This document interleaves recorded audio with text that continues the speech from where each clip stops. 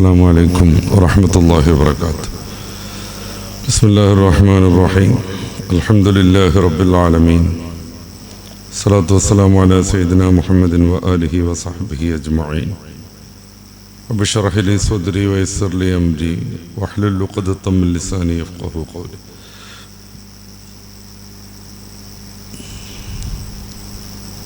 ബഹുമാന്യരായ രക്ഷിതാക്കളെ, പ്രിയപ്പെട്ട സഹോദരന്മാരെ, ഇൻഷാ അല്ലാഹ് വിശ്വാസികളുടെ വിശുദ്ധമായ ജീവിതത്തെക്കുറിച്ചാണ് ഇന്ന് നമ്മൾ സംസാരിക്കുന്നത്.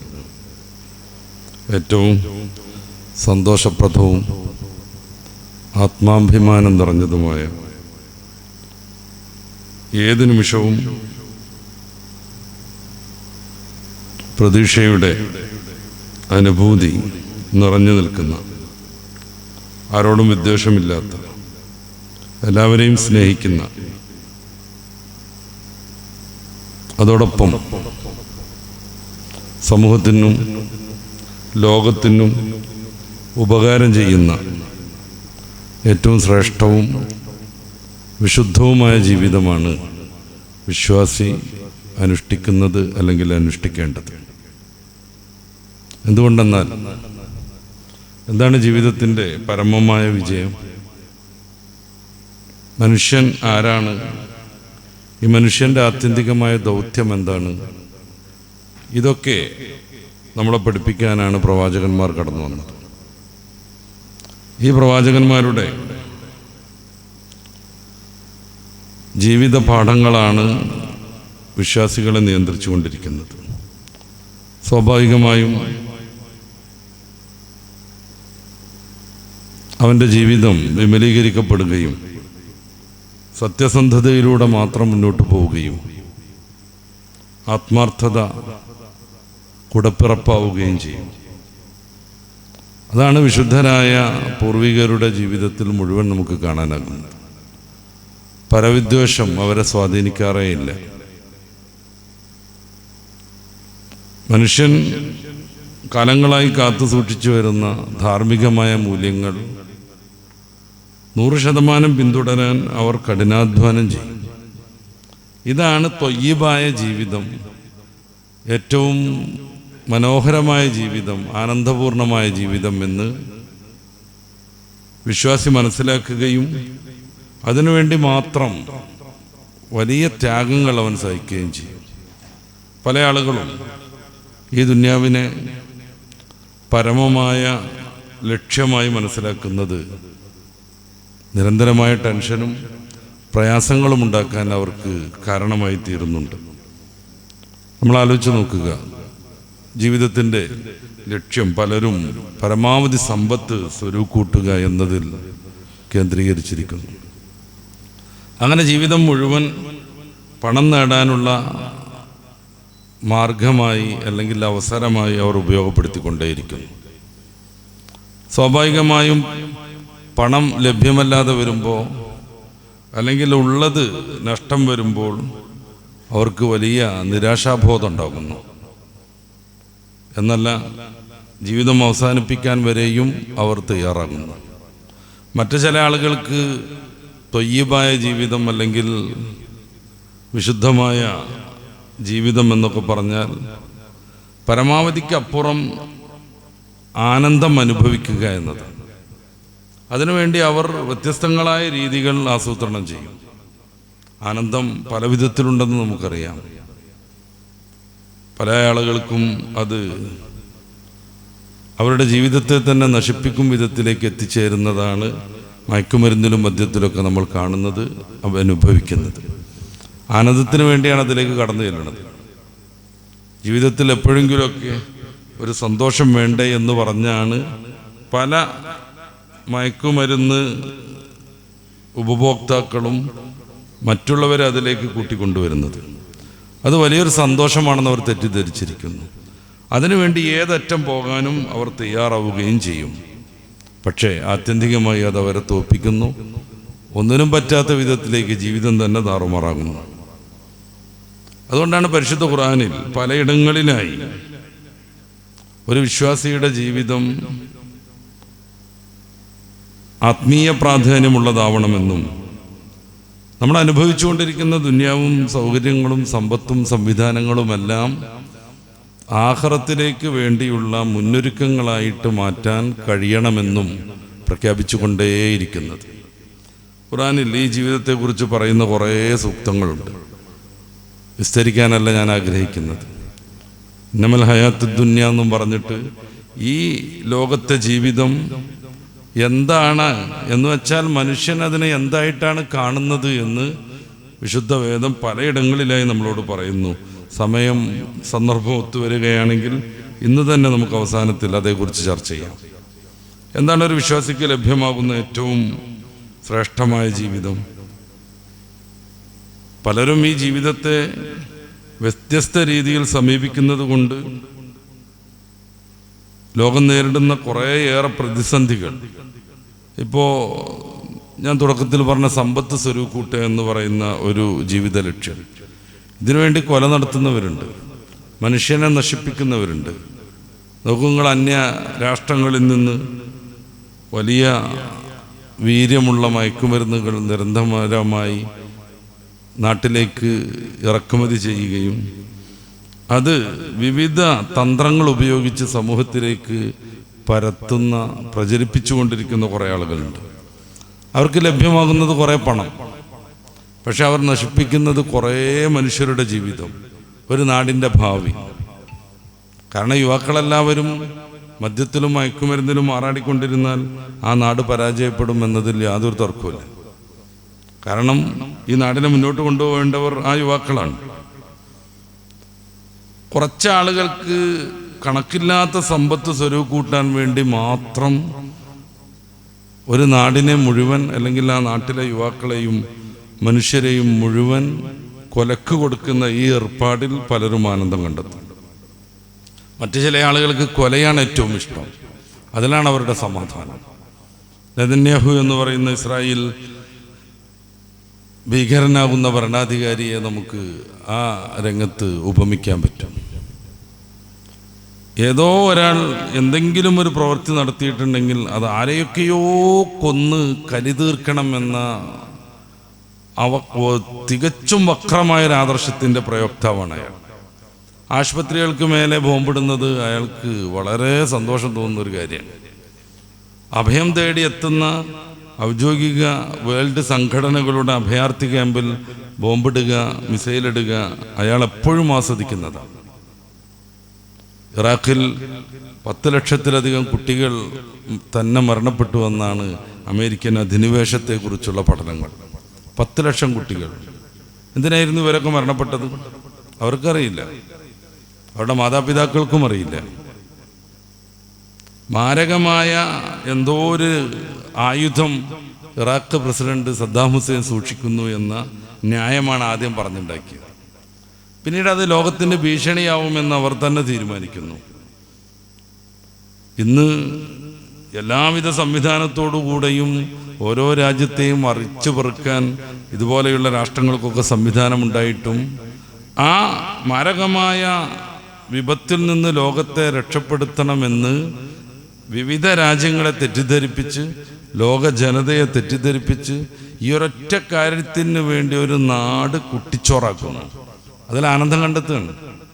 പലരും അത് ദൈവത്തിലേക്ക് ചേർത്താണ്. നമുക്കറിയാം, ഒരച്ഛൻ ബുഷും മകൻ ബുഷും ഈ വിഷയത്തിൽ പ്രവർത്തിച്ചിട്ടുണ്ട്. അവസാനം അച്ഛനാകുന്ന ജോർജ് W. ബുഷ് പറഞ്ഞത്, എന്നോട് കർത്താവ് അങ്ങനെ പറഞ്ഞു എന്നാണ്. എങ്ങനെ? ഒരു നാട് നശിപ്പിക്കാൻ, 10 ലക്ഷത്തിലധികം കുട്ടികളെ കൊല്ലാൻ. ഇനി അടുത്ത കാലത്തൊന്നും പുനർജീവനം സാധ്യമല്ലാത്ത വിധം ആ നാടിനെ കുട്ടിച്ചോറാക്കാൻ അയാളിത് ആസ്വദിക്കുകയാണ്. എന്ത് ലക്ഷ്യത്തിൻ്റെ പേരിലാണെങ്കിലും ഇത് ആസ്വദിച്ചു കൊണ്ടേയിരിക്കുന്നു. ഈ ആൾക്കോട്ട കൊലപാതകങ്ങൾ ഇന്ത്യയിൽ ധാരാളം നടക്കുന്നുണ്ട്. നമ്മുടെ നാട്ടുകാരനാവുന്ന ഒരു ചെറുപ്പക്കാരനെ പോലും കർണാടകയിൽ ഏതാനും ആഴ്ച മുമ്പ് തല്ലിക്കൊന്നത് നമുക്കറിയാം. എന്തായിരുന്നു ഇതിൻ്റെ ഒരു വികാരം?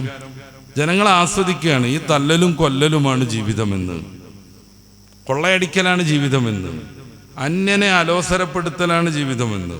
ഈ അന്യൻ എന്നതിൽ മതം വരും, അന്യമതക്കാരനെ എന്നാവും. കുടുംബം വരും, അപ്പം അന്യ കുടുംബക്കാരെ എന്നാവും. വ്യക്തികൾ വരും. അപ്പം അന്യ വ്യക്തി താനല്ലാത്ത ആരെയും പീഡിപ്പിച്ചുകൊണ്ടേയിരിക്കുകയാണ്. ലക്ഷക്കണക്കിന് ആളുകളെ കൊന്ന് തള്ളുന്ന കുറേ ഭരണാധികാരികളെ നമ്മൾ കണ്ടിട്ടുണ്ട്, ആധുനിക കാലത്തും പഴയ കാലത്തും.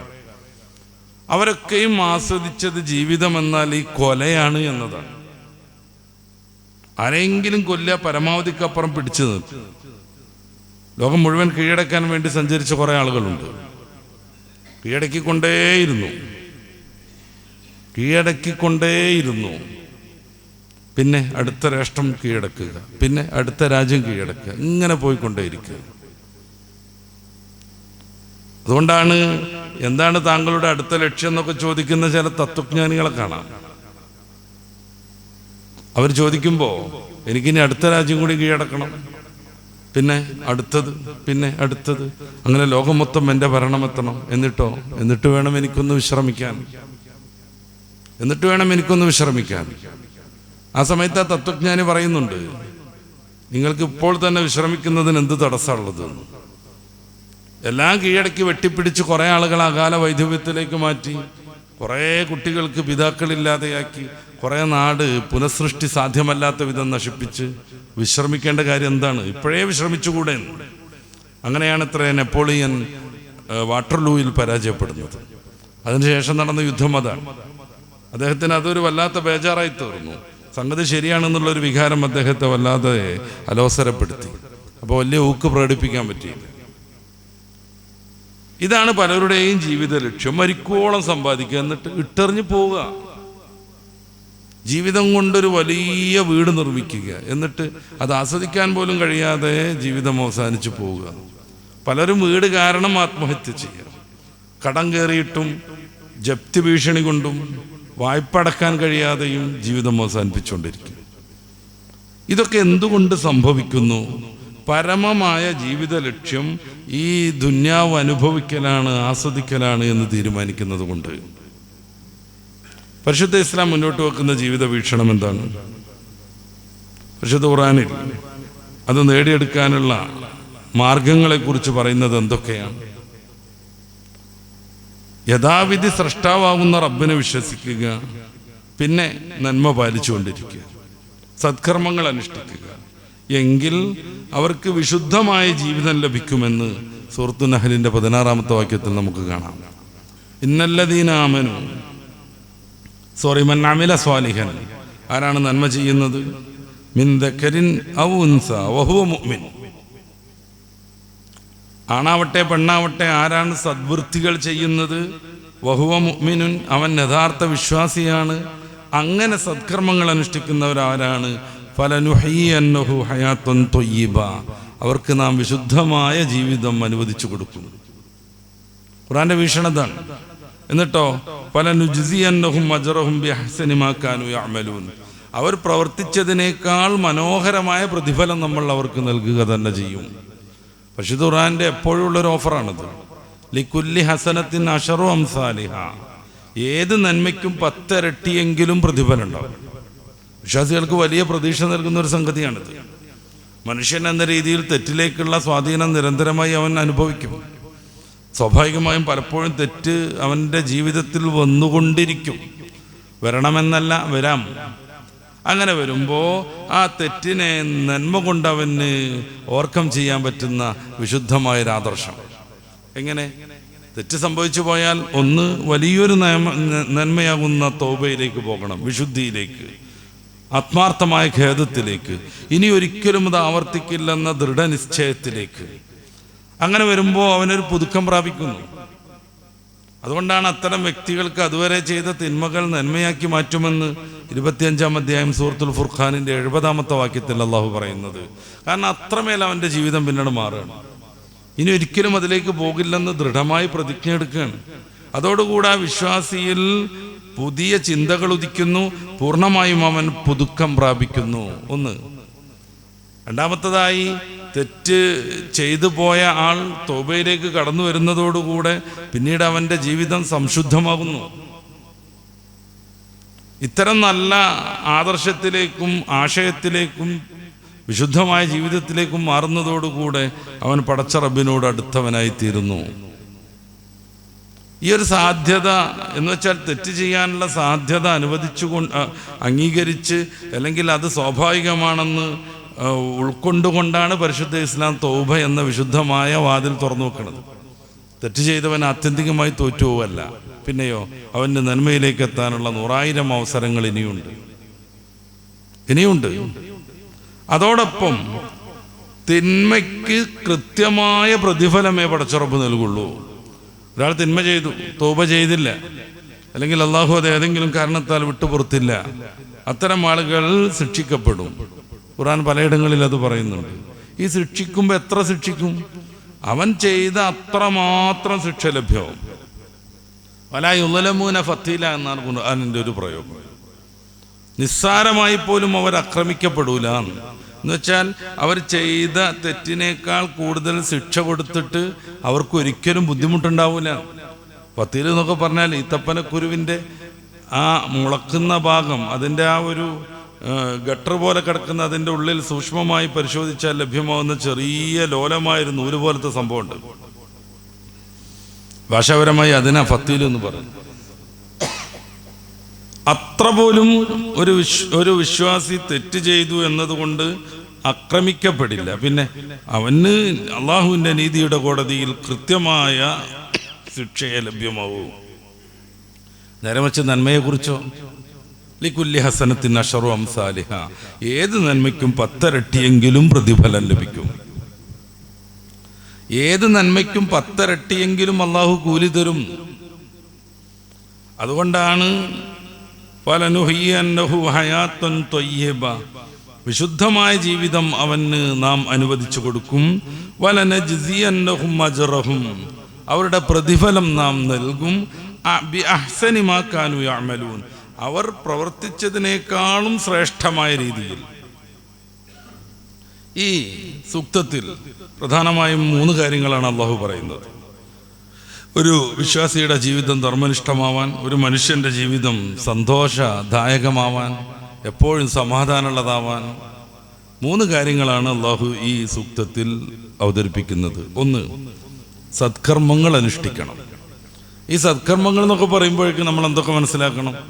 സ്വാഭാവികമായും ഇബാദത്തുകളായി കൽപ്പിക്കപ്പെട്ടതൊക്കെ സത്കർമ്മങ്ങളാണ്. നിസ്കാരം, നോമ്പ്, ഹജ്ജ് പോലത്തെ എല്ലാ സംഗതികളും. അത് മാത്രമാണ് സത്കർമ്മങ്ങൾ. മുഫസ്സിരിങ്ങൾ വിശദീകരിക്കുന്നു അത് മാത്രമല്ല. എന്നുവെച്ചാൽ മുഅ്മിനായ മനുഷ്യൻ കൂലി കിട്ടും വിധം ചെയ്യുന്നതൊക്കെ നല്ല കർമ്മങ്ങളാണ്. പക്ഷേ അമലു സാലിഹാത്ത് അല്ലെങ്കിൽ അൽ അഅ്മാലു സാലിഹാത്ത് എന്ന് പറയുന്നത് കേവലം നിസ്കാരം, നോമ്പ് പോലെ നമുക്ക് പരിചയിക്കപ്പെട്ട, നമ്മളോട് നിർബന്ധമായും ചെയ്യണം അല്ലെങ്കിൽ സുന്നത്തായി അനുഷ്ഠിക്കണം എന്ന് കൽപ്പിക്കപ്പെട്ട ഏതാനും കാര്യങ്ങളല്ല. നേരെ മറിച്ച് ഒരു മനുഷ്യൻ്റെ മുഖത്ത് നോക്കി പുഞ്ചിരിക്കുന്നത് പോലും ഈ സത്കർമ്മങ്ങളിൽ പെടുന്നു. ഒരു മനുഷ്യൻ ഒരു ചുമട് പൊക്കാൻ വേണ്ടി കഷ്ടപ്പെട്ടുകൊണ്ടിരിക്കുകയാണ്. ആ സമയത്ത് അതൊന്ന് പൊക്കാൻ വേണ്ടി അവനെ സഹായിക്കുന്നത് ഈ സൽക്കർമ്മങ്ങളിൽപ്പെട്ടതാണ്. ഒരു പാവപ്പെട്ട മനുഷ്യന് ജീവിതോപാധികൾ തടസ്സപ്പെട്ടുകൊണ്ടിരിക്കുന്നു. അയാൾക്ക് രോഗമുണ്ട്, മറ്റു പല കാരണങ്ങളുമുണ്ട്. ആ സമയത്ത് സ്വന്തമായോ വേറെ ആരെങ്കിലും സമീപിച്ചോ അയാൾക്ക് ജീവിക്കാനുള്ള സൗകര്യം ചെയ്തു കൊടുക്കുക എന്ന് പറഞ്ഞാൽ സത്കർമ്മമാണ്. നമ്മൾ റോഡ് നിർമ്മിക്കുന്നു നമ്മുടെ വീട്ടിലേക്ക് പോകാൻ, ജസ്റ്റ് ഇത്തിരി കൂടുതൽ സൗകര്യം ചെയ്തു കൊടുത്താൽ അയൽവാസിക്കും അത് പോകാൻ പറ്റും. അത് സത്കർമ്മമാണ്, നിത്യമായി നിലനിൽക്കുന്ന സൽക്കർമ്മങ്ങളിൽ പെടുന്നതാണ്. അപ്പോൾ സൽക്കർമ്മങ്ങൾ എന്ന് പറഞ്ഞാൽ നിസ്കാരം, നോമ്പ് പോലെയുള്ള ഏതാനും ആരാധനകളെന്ന് നമുക്ക് കൃത്യമായി പഠിപ്പിക്കപ്പെട്ട നിബന്ധനകളും രീതികളും കൃത്യമായി വിശദീകരിക്കപ്പെട്ട സംഗതികൾ മാത്രമല്ല ഉള്ളത്. നമ്മുടെ ജീവിതത്തിൻ്റെ ഓരോ സമയവും നമുക്ക് സൽക്കർമ്മങ്ങളിലൂടെ തന്നെ മുന്നോട്ട് പോകാൻ കഴിയും. അത് മനുഷ്യനെ സഹായിക്കുക എന്നത് മാത്രമല്ല, അള്ളാഹുവിൻ്റെ സൃഷ്ടികളാകുന്ന മറ്റ് ജീവികളെ സഹായിക്കുന്നതും അവിധത്തിൽപ്പെട്ടതാണ്. പൂർവികരൊക്കെ അതിൽ വല്ലാതെ ശ്രദ്ധ വെച്ചു. തൻ്റെ ജുബ്ബയുടെ കയ്യിനുള്ളിൽ പൂച്ചക്കുഞ്ഞ് കിടക്കുന്നത് കാരണം, കൊടുന്തണുപ്പ് കാരണം സുബൈക്ക് പുറത്തിറങ്ങാൻ ജുബ്ബ ഇടാതിരിക്കാനും പറ്റാത്തൊരവസ്ഥയിൽ പൂച്ചക്കുഞ്ഞിൻ്റെ ഉറക്ക് കളയരുത് എന്ന് കരുതിയിട്ട് ആ ജുബ്ബയുടെ കൈ മെല്ലെ കത്രിച്ച് പൂച്ചക്കുട്ടി കിടക്കുന്ന ഭാഗം അവിടെ ഉപേക്ഷിച്ച് ആ അരക്കയ്യുമായി പള്ളിയിലേക്ക് പോകുന്ന പൂർവികരെയൊക്കെ നമുക്ക് കാണാൻ പറ്റും. ഈ നന്മയുടെ മഹത്വത്തെ നമുക്ക് വിശദീകരിക്കാൻ കഴിയില്ല. ഈ നന്മയുടെ മഹത്വത്തെക്കുറിച്ച് നമുക്ക് എത്ര പറഞ്ഞാലും ഒരു എൻഡിലേക്ക് എത്തിക്കാൻ കഴിയില്ല. ആ ഒരു പൂച്ചക്കുഞ്ഞിനോടുള്ള കരുതൽ, എഴുന്നേൽപ്പിച്ച് അപ്പുറത്ത് പോയി അതിന് ഉറങ്ങാൻ പറ്റും. അത് ചെയ്യരുതെന്ന് കരുതിയിട്ട് തൻ്റെ ജുബ്ബ മുറിക്കുന്നു. അങ്ങനെ കുറേ സംഗതികൾ നമുക്ക് കാണാൻ പറ്റും. ഹബീബായ റസൂലുള്ളാഹി സ്വല്ലല്ലാഹു അലൈഹി വസല്ലം തങ്ങളുടെ മുന്നിൽ കുഞ്ഞിക്കിളികളുമായി കളിക്കുന്ന സഹാബിവര്യനെ കണ്ട് ഇത് എവിടുന്ന് ലഭിച്ചു എന്ന് അവിടുന്ന് ചോദിക്കുന്നുണ്ട്. കിളിക്കൂട്ടിൽ നിന്ന് സാഹസികമായി പിടിച്ചെടുത്തതാണത്.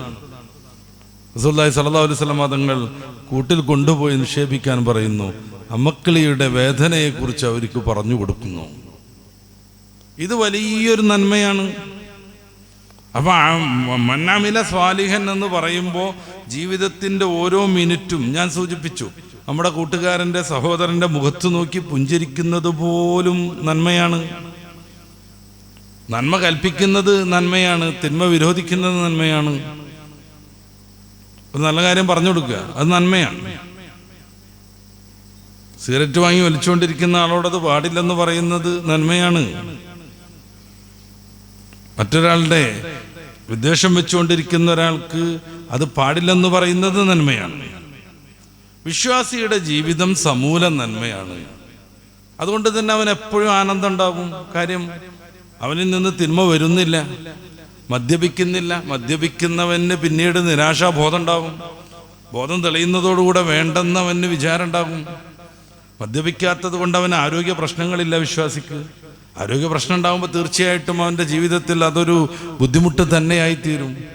എപ്പോഴും ആനന്ദത്തോടുകൂടെ ജീവിക്കാൻ രോഗം നമ്മളെ സമ്മതിക്കൂല. വിശ്വാസിയുടെ ജീവിതത്തിൽ ഒരാളോട് പോലും അവന് അസൂയയില്ല. അതുകൊണ്ട് മാനസികമായി സമ്മർദ്ദങ്ങളില്ല. ഒരാളോട് അസൂയല്ല. അയൽവാസി എത്രമേൽ നന്മയിലേക്ക് എത്തിയാലും, നമ്മുടെ കൂട്ടുകാരന് വലിയ വലിയ വിജയങ്ങളൊക്കെ ഉണ്ടായാലും അത് സന്തോഷത്തോടു കൂടി നോക്കിക്കാണുകയാണ് യഥാർത്ഥ വിശ്വാസി ചെയ്യുക. നേരെ മറിച്ച് ഈർഷ്യതയിലേക്ക് എത്തിയാലോ, അവനിങ്ങനെ അതൊരു വല്ലാത്ത വിഷമായി തീർന്നാലോ, എൻ്റെ കൂട്ടുകാരൻ എന്നും പറഞ്ഞിട്ട് അവനിങ്ങനെ അസൂയാലുമായാലോ ഒരു സമാധാനവും ഇല്ലാത്ത വിധം അവൻ്റെ ജീവിതം ദുസ്സഹമാകും, ഇടുങ്ങിപ്പോകും. ഈ വിശാലമായ ലോകം വളരെ ചെറുതെന്ന് അവന് തോന്നിപ്പോകും. എന്തുകൊണ്ട്? ആരെന്ത് പറഞ്ഞാലും കേൾക്കാത്ത വിധം, തൻ്റെ മക്കളുടെ കളി തമാശകൾ കാണാൻ കഴിയാത്ത വിധം, തൻ്റെ ഭാര്യയുടെ സൗന്ദര്യം ആസ്വദിക്കാൻ പറ്റാത്ത വിധം അവൻ്റെ മനസ്സ് മലിനമാണ്. അവൻ്റെ അയൽവാസിയെക്കുറിച്ച്, സുഹൃത്തിനെക്കുറിച്ച്, ജ്യേഷ്ഠനെക്കുറിച്ചുള്ള അസൂയ കൊണ്ട്. വ്യഭിചാരത്തെക്കുറിച്ച് ആലോചിച്ച് നോക്കൂ. ലോകത്ത് നിരവധിയായ അനർത്ഥങ്ങൾ അതുവഴി ഉണ്ടായിത്തീരുന്നു. ആരോഗ്യപരമായ വിഷയങ്ങൾ മാത്രമല്ല ഞാൻ ഉദ്ദേശിക്കുന്നത്, കുടുംബപരമായ വിഷയങ്ങൾ മാത്രമല്ല.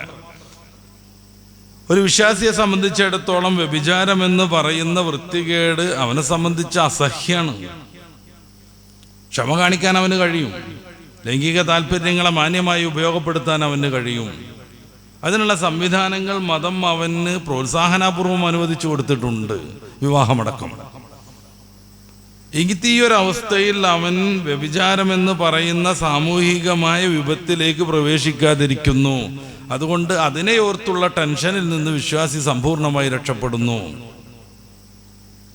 പിന്നെ അവൻ്റെ മനസ്സിൽ എപ്പോഴും അങ്കുരിക്കുന്നത് നന്മകളാണ്.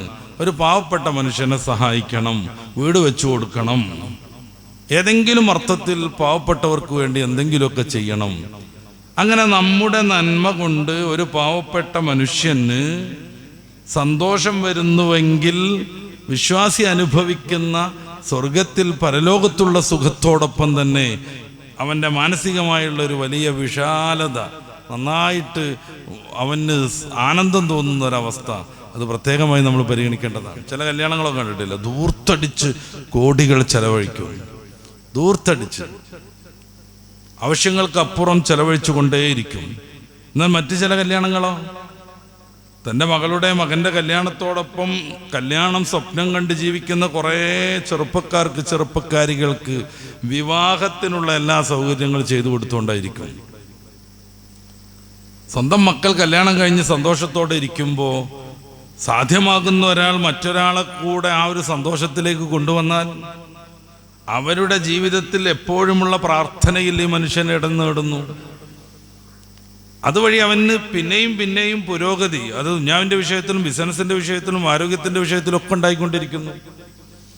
മോഷ്ടിക്കുക ഒരു വിശ്വാസിയെ സംബന്ധിച്ചിടത്തോളം അസാധ്യമാണ്. മോഷണത്തെയും അതേപ്രകാരം വ്യഭിചാരത്തെയും ഒന്നിച്ചു ചേർത്ത് വിശ്വാസിക്കത് സാധ്യമല്ലെന്ന് പറയുന്ന ഹദീസുണ്ട്, പ്രസിദ്ധമാണ്. ലാ യസ്നി സാനി ഹീന യസ്നി വഹുവ മുഅ്മിൻ വലാ യസ്രിഖു സാരിഖു ഹീന യസ്രിഖ് വലാ യശ്രിബുൽ ഖംറ ഹീന യശ്രിബുഹാ. ഇങ്ങനെയൊക്കെ കുറേ പ്രയോഗങ്ങൾ കാണാം. മദ്യപിക്കുന്നവൻ മദ്യപിക്കുന്ന സന്ദർഭത്തിൽ മുസ്ലിമല്ല, വ്യഭിചരിക്കുന്നവന് വ്യഭിചരിക്കുന്ന സന്ദർഭത്തിൽ വിശ്വാസിയല്ല. പൂർവികരായ പണ്ഡിതന്മാർ അതിന് കുറേ വിശദീകരണങ്ങൾ നൽകിയിട്ടുണ്ട്.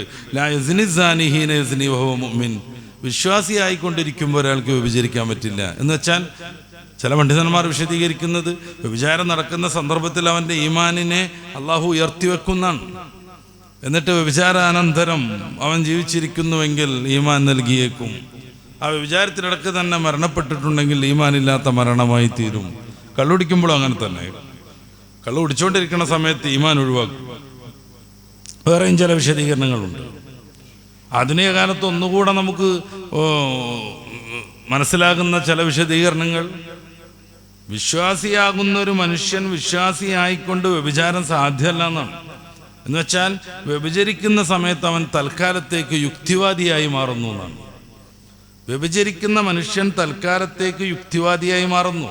കാരണം യഥാർത്ഥത്തിൽ അവൻ മതവിശ്വാസം തുടരുന്നുവെങ്കിൽ, പൂർണ്ണമായി ഇസ്ലാമിൽ നിന്ന് മാറി കുഫറിലേക്ക് എത്തി എന്നല്ല ഞാൻ പറയണത്, ഈമാനിൻ്റെ ചൈതന്യം നിലനിൽക്കുന്നുവെങ്കിൽ, ഈമാനിൻ്റെ സൗന്ദര്യം അവൻ ആസ്വദിക്കുന്നുവെങ്കിൽ, പരിശുദ്ധ ഖുർആൻ മുന്നോട്ട് വെക്കുന്ന അൽ ഹയാത്തു ത്വയ്യിബ, വിശുദ്ധ ജീവിതം അവന് സന്തോഷം തോന്നുന്നുവെങ്കിൽ ഒരു മനുഷ്യൻ വ്യഭിചാരത്തിലേക്ക് പോകില്ല. അവനവൻ്റെ യുക്തിയെയാണ് അപ്പോൾ കൂട്ടു നിർത്തുന്നത്. വ്യഭിചരിക്കരുതെന്ന് പറയുന്ന ഖുർആൻ വചനം, നിരവധിയായ ഹദീസ് വചനങ്ങൾ തൽക്കാലത്തേക്ക് അവൻ ബോധപൂർവം മറക്കുന്നു. തൽക്കാലത്തേക്ക് ബോധപൂർവം അവൻ വിസ്മരിക്കുന്നു. എന്നിട്ട് യുക്തിവാദത്തിൻ്റെ പതിവ് രീതിയിലേക്ക് അവൻ എത്തുന്നു. നല്ലൊരു സന്ദർഭം, സുമുഖിയായൊരു പെണ്ണ്, ആരോഗ്യമുള്ള ഞാൻ, പിന്നെ എന്തിനാണ് ഞാൻ ഇതിൽ നിന്ന് ഒഴിവായി നിൽക്കേണ്ടത് എന്നവൻ ആലോചിക്കുന്നു. ആ സമയത്ത് അവൻ തൽക്കാലത്തേക്കെങ്കിലും വിശ്വാസിയല്ല, യുക്തിവാദിയാകുന്നു. മദ്യപിക്കുന്ന ആളും അങ്ങനെ തന്നെ. നല്ലൊരു സന്ദർഭം കിട്ടിയിട്ട് സൗജന്യമായി കൂട്ടുകാരൻ്റെ കല്യാണത്തലേന്ന് മദ്യം വെച്ച് വിളമ്പിയിട്ട് ഇത് ഉപയോഗിക്കാതിരിക്കാൻ ഞാനെന്ത് വിഡ്ഢിയാണെന്ന് അവന് തോന്നുന്നു. എന്നാൽ പരിശുദ്ധ ഖുർആൻ പറഞ്ഞ വഹൽ അൻതും മുൻതഹൂൻ, മദ്യപാനം, മയക്കുമരുന്നിൻ്റെ ഉപയോഗം പോലെയുള്ള വൃത്തികേടുകളിൽ നിന്ന് നിങ്ങൾ മാറി നിൽക്കുന്നില്ലേ എന്ന ആ ഒരു ചോദ്യത്തിന് അതേ എന്ന് ഉത്തരം പറഞ്ഞ് മതത്തിൻ്റെ ശീലുകളെ പുണരാൻ അവന് സാധിക്കണില്ല. പിന്നെന്ത് ചെയ്യുന്നു? അവൻ യുക്തിവാദത്തിലേക്ക് പോകുന്നു. എന്നുവെച്ചാൽ നല്ലൊരു സന്ദർഭം കിട്ടിയിട്ട് എന്തിനാണ് ഈ ആനന്ദം ഉപേക്ഷിക്കുന്നു എന്നവൻ ചിന്തിക്കുന്നു. റസൂലുള്ളാഹി സ്വല്ലല്ലാഹു അലൈഹി വസല്ലം തങ്ങൾ വലാ യശ്രിബുൽ ഖംറ ഹീന യശ്രിബുഹാ വഹുവ മുഅ്മിൻ, മുഅ്മിനായിക്കൊണ്ട് ഒരുത്തന് കളവ് നടത്താൻ പറ്റില്ല, കള്ളു കുടിക്കാൻ പറ്റില്ല, മദ്യപിക്കാൻ പറ്റില്ല. മറ്റ് മതം വിലക്കിയ കാര്യങ്ങളൊക്കെ അങ്ങനെ തന്നെ. മതം വിലക്കിയ മറ്റു കാര്യങ്ങളൊക്കെ അങ്ങനെ തന്നെയാണ്. ഒരാൾ കളവ് നടത്തുന്നു, മോഷ്ടിക്കുന്നു. മോഷണം ഒരർത്ഥത്തിലും പാടില്ലെന്ന് പരിശുദ്ധ ഖുർആനും തിരുഹദീസുകളും വ്യക്തമാക്കി പറയുന്നു. ഇത് ഉൾക്കൊള്ളുന്നൊരു മനുഷ്യനാണെങ്കിൽ മോഷണത്തിലേക്ക് അവൻ ദുഷ്ടനാവില്ല. ആകുന്നുവെങ്കിൽ അസമയത്ത് ഇസ്ലാമിൻ്റെ ഈ പ്രമാണങ്ങളെ തൽക്കാലത്തേക്കെങ്കിലും മാറ്റിവെച്ചവനാണ് അവൻ. പിന്നെ താൽക്കാലികമായി അവൻ യുക്തിവാദത്തിൻ്റെ ശീലുകളിലേക്ക് പോകുന്നു. നല്ലൊരു സന്ദർഭം, ഇവനാണെങ്കിൽ കോടാനുകോടി രൂപയുണ്ട്, ഞാനാണെങ്കിൽ പട്ടിണിയിലുമാണ്, അപ്പോൾ കുറച്ച് മോഷ്ടിച്ചാൽ എന്താ എന്ന യുക്തിയിലേക്ക് അവനെത്തുന്നു. വിശ്വാസിക്ക് ഇത്തരം എല്ലാ വൈകൃതങ്ങളിൽ നിന്നും മാറി നിൽക്കാൻ മതപരമായി തന്നെ പ്രേരണ ലഭിക്കുന്നത് കൊണ്ട് അവൻ്റെ ജീവിതം വിശുദ്ധമാകുന്നു. അപ്പൊ അമില സാലിഹാത്തി മൻ അമില സ്വാലിഹൻ, ആരെങ്കിലും നന്മ അനുഷ്ഠിച്ചാൽ, നന്മയുടെ വിശാലമായ അർത്ഥത്തെക്കുറിച്ചാണ് നമ്മൾ സംസാരിച്ചത്. ഇത്തിരിയാണ് ഞാൻ സൂചിപ്പിച്ചത്. മനുഷ്യന് ഉപകാരപ്പെടുന്നതെല്ലാം നന്മയാണ്. മനുഷ്യന് നമുക്ക് ചെയ്യാൻ പറ്റുന്ന സേവനങ്ങളെല്ലാം നന്മയാണ്. അത് നേരത്തെ പറഞ്ഞതുപോലെ ഭാരം ചുമക്കാൻ സഹായിച്ചിട്ടാണെങ്കിലും, നമ്മുടെ വണ്ടിയിൽ ലിഫ്റ്റ് കൊടുത്തിട്ടാണെങ്കിലും, ഏതെങ്കിലും ദുഃഖം ഉണ്ടാകുന്ന സമയത്ത് ആശ്വസിപ്പിച്ചുകൊണ്ടാണെങ്കിലും, ദുഃഖകരമായ സന്ദർഭങ്ങളിൽ ചേർത്ത് പിടിച്ചാണെങ്കിലും എല്ലാം നന്മയുടെ ഭാഗമാണ്. അങ്ങനെ ഒരാൾ നന്മ അനുഷ്ഠിക്കുന്നു. മിൻ ദക്കരിൻ ഔ ഉൻസ, അത് ആണാവട്ടെ പെണ്ണാവട്ടെ, ആണാവട്ടെ പെണ്ണാവട്ടെ, നന്മ അനുഷ്ഠിക്കുന്ന ഓരോ വ്യക്തിയും വഹുവ മുഅ്മിനുൻ, നന്മ അനുഷ്ഠിക്കുന്നത് അള്ളാഹുവെ വിശ്വസിച്ചുകൊണ്ടാണ്, അള്ളാഹുവിൻ്റെ പരലോകത്തെ അംഗീകരിച്ചുകൊണ്ടാണ്. കുറേ ആളുകളൊക്കെ പലപ്പോഴും ചോദിക്കൂലേ, അയാൾ നല്ല മനുഷ്യനാണ്, നല്ല ധർമ്മിഷ്ഠനാണ്, പിന്നെ അയാൾ സ്വർഗത്ത് പോയില്ലേ എന്നൊക്കെ. വിശ്വാസമില്ലേ, പോകില്ല എന്നതിൽ ഒരു തർക്കമില്ല. അതാണ് ഇസ്ലാമിൻ്റെ പ്രഖ്യാപിതമായ വളരെ പ്രസിദ്ധമായ ആശയം. എല്ലാ മതക്കാരും അങ്ങനെയൊക്കെ തന്നെ പറയുന്നുണ്ടാകും. ഞാൻ ഉദ്ധരിക്കാൻ പോകുന്നില്ല, അവരുടെ വേദങ്ങളും അവരുടെ ഗ്രന്ഥങ്ങളും ഞാൻ ഉദ്ധരിക്കുന്നില്ല. നമ്മൾ ആലോചിച്ച് നോക്കേണ്ടത്, അള്ളാഹുവിനെ വിശ്വസിച്ചിട്ട് ആ ഒരു ആദർശത്തിൽ ചെയ്യുന്ന നന്മകളാണ് പരലോകത്ത് ഉപകാരപ്പെടുന്ന നന്മകൾ. അതിൽ തർക്കമൊന്നുമില്ല. എന്തുകൊണ്ട്? റബ്ബ് പറഞ്ഞു എന്ന രീതിയിൽ റബ്ബിൻ്റെ എല്ലാ പ്രതാപത്തെയും അംഗീകരിച്ച് ചെയ്യുന്നിടത്താണ് അള്ളാഹു നൽകുന്ന പ്രതിഫലത്തിന് അർഹതയുള്ളൂ. ഇപ്പോൾ ഒരു നിലക്കും സ്വർഗത്തെ അംഗീകരിക്കാത്തവരാണ്, അള്ളാഹു എന്ന് പറയുന്ന സ്രഷ്ടാവിനെ ഒരു രീതിയിലും അംഗീകരിക്കാത്തയാൾ, നിഷേധിച്ച് നടന്നുകൊണ്ടിരിക്കുന്ന ഒരാൾ, അയാൾ നന്മയൊക്കെ ചെയ്തു എന്ന് പറഞ്ഞിട്ട് അയാളെ സ്വർഗത്തിലാക്കാൻ എന്ത് വാശി? അങ്ങനെ സ്വർഗത്തെക്കുറിച്ച് മൂപ്പർക്ക് വിശ്വാസമല്ല. അയാൾ ജീവിച്ചിരിക്കുന്ന കാലത്താണ് അയാളെ സ്വർഗത്തിലാക്കാൻ വേണ്ടി ഇന്ന് കാണുന്ന പോലെ ചില പുസ്തകങ്ങൾ രചിച്ചതെങ്കിൽ ആ പുസ്തകം എഴുതിയ ആളുടെ ഷർട്ടിന് കുത്തിപ്പിടിക്കുമായിരുന്നു അയാൾ. കാരണം സ്വർഗം എന്ന് പറയുന്നത് മൂപ്പർക്ക് വിശ്വാസമല്ല. സ്വർഗത്തെ സൃഷ്ടിച്ച, സ്വർഗത്തിലേക്ക് പ്രവേശിപ്പിക്കുന്ന, അതിനുവേണ്ടി നന്മ ചെയ്യാൻ കൽപ്പിച്ചുകൊണ്ടിരിക്കുന്ന ഒരു ദൈവത്തെയും അയാൾ വിശ്വസിക്കണില്ല. എന്നിട്ട് അവരൊക്കെ പിടിച്ചിട്ട് എങ്ങനെയെങ്കിലും സ്വർഗത്തിലേക്ക് തള്ളിക്കയറ്റുമെന്ന് വിചാരിക്കുന്നത് മൗഢ്യമാണ്. അത് ശരിക്കും വിഡ്ഢിത്തം മാത്രമാണ്. അതുകൊണ്ടാണ് നന്മ പ്രവർത്തിക്കുക എന്നതിന് പരലോകത്ത് ഗുണം കിട്ടണമെങ്കിൽ ഈ ദുന്യാവിൽ ചിലപ്പോൾ ഗുണങ്ങളൊക്കെ കിട്ടും, ദൈവവിശ്വാസി അല്ലെങ്കിൽ. ഇപ്പോൾ ഉദാഹരണമായിട്ട് ഒരാൾ നന്മ ചെയ്യുന്നു, പിന്നീട് ഒരിക്കൽ അദ്ദേഹം കുടുങ്ങുന്ന സമയത്ത് ആദ്യം നന്മ ചെയ്തയാൾ ഇയാൾക്ക് നന്മ ചെയ്യുന്നു, അത് ദുന്യാവിൽ കിട്ടുന്നൊരു അനുഗ്രഹമാണ്. അല്ലാഹു സുബ്ഹാനഹു വ തആല തന്നെ പറയുന്നത് പ്രകാരം ചിലപ്പോൾ ഈ ദുന്യാവിൽ അനുഷ്ഠിക്കുന്നതിൻ്റെ പ്രതിഫലം ദുന്യാവിൽ നിന്ന് തന്നെ കിട്ടുന്ന കുറേ ആൾക്കാരുണ്ട്. വിശ്വാസം പൂർണ്ണമല്ലാതെ അമല് ചെയ്താൽ ചിലപ്പോൾ അപകടങ്ങളിൽ നിന്ന് രക്ഷപ്പെടാൻ പറ്റും. അങ്ങനെയുള്ള ചില നന്മകളൊക്കെ ദുന്യാവിൽ കിട്ടിയേക്കും. പക്ഷെ അള്ളാഹു പറയുന്ന ആത്യന്തിക നന്മയാകുന്ന സ്വർഗപ്രവേശം അത് ലഭിക്കണമെങ്കിൽ റബ്ബ് പറഞ്ഞ രീതിയിലേക്ക് ജീവിതത്തെ കൊണ്ടു നടക്കണം. അതുകൊണ്ടാണ് നന്മ പറയുന്നിടത്തൊക്കെ പരിശുദ്ധ ഖുർആനിൽ അള്ളാഹുവിലുള്ള വിശ്വാസം പറയുന്നത്. എന്തുകൊണ്ട്? അതാണ് പരമമായ നന്മ. ഈ ലോകത്തിനൊരു സ്രഷ്ടാവുണ്ട് എന്നത് അംഗീകരിക്കാതെ ബുദ്ധിയുള്ള ഒരു മനുഷ്യന് ജീവിക്കാനേ കഴിയില്ല. അതുകൊണ്ടാണ് സൃഷ്ടാവിനെ പരിചയപ്പെടുത്തുമ്പോഴൊക്കെ പരിശുദ്ധ ഖുർആനിൽ ഈ ലോകത്തിൻ്റെ സൃഷ്ടിപ്പിലേക്ക് നമ്മുടെ ശ്രദ്ധ കൊണ്ടുപോകുന്നത്. അഫില്ലാഹി ശക്കും ഫാത്തിരി സമാവാത്തി വല്ലാർ, ഖുർആനിലെ സൂറത്ത് ഇബ്രാഹിമിൻ്റെ 10-ാമത്തെ വചനം അങ്ങനെ. അഫില്ലാഹി ശക്കുൻ, അള്ളാഹുവിൽ നിങ്ങൾക്ക് സംശയമുണ്ടോന്നാണ്. അവിടെ നിർത്തണില്ല. ഫാത്തിരി സമാവാത്തി വല്ലാർ, ഈ മഹാപ്രപഞ്ചത്തെ സൃഷ്ടിച്ചവനാകുന്ന അള്ളാഹു, മഹാപ്രപഞ്ചത്തെ സൃഷ്ടിച്ച അള്ളാഹുവിൽ നിങ്ങൾക്ക് സംശയമുണ്ടോന്നാണ്. ഇനി സംശയത്തിന് വകുപ്പില്ല. കാര്യം ഈ പ്രപഞ്ചത്തെ സൃഷ്ടിച്ചവനാണ് അവൻ. അവൻ പറഞ്ഞതുപോലെയാകണം അവൻ സൃഷ്ടിച്ച ഈ പ്രപഞ്ചത്തിൽ ജീവിതം. അതിലും തർക്കമുണ്ടാവാൻ ഒരു വഴിയില്ല. ഈ പ്രപഞ്ചത്തിന് സൃഷ്ടാവില്ലാതെ എങ്ങനെ പ്രപഞ്ചം രൂപപ്പെട്ടു? എങ്ങനെയോ രൂപപ്പെട്ടു എന്നുള്ളതൊരു വിശദീകരണമല്ല. യാദൃച്ഛികത ഒന്നിനെയും സൃഷ്ടിക്കില്ലെന്ന് നമുക്കറിയാം. പ്രത്യേകിച്ച് ക്രമബദ്ധമായ ഒന്നിനെയും ഒരു യാദൃച്ഛികതയും സൃഷ്ടിക്കില്ല. നമ്മളൊരു ഗ്ലാസിന്റെ വസ്തു എടുത്ത് മുകളിലേക്ക് എറിഞ്ഞാൽ താഴെ വന്നത് ചിന്നിച്ചിതറും. അതിനൊരു കലാരൂപം ഉണ്ടാവില്ല. പ്രത്യേകമായ രീതിയിൽ ചെറിയ ചെറിയ പീസുകൾ ആദ്യത്തെ റൗണ്ടിൽ, പിന്നീട് അടുത്ത പീസുകൾ, അങ്ങനെ ഒരു രീതി അതിനുണ്ടാവില്ല. അത് എങ്ങനെയൊക്കെയോ ചെതറിപ്പോ. അതേ വെയിറ്റുള്ള, അതേ ഘനമുള്ള ഒരു ഗ്ലാസ് പിന്നീട് നമ്മൾ മുകളിലേക്ക് ഇട്ടാൽ അതേ പ്രതലത്തിൽ വന്ന് വീണാലും അത് ചിന്നിച്ചിതറുന്ന വേറെ രീതിയിലായിരിക്കും.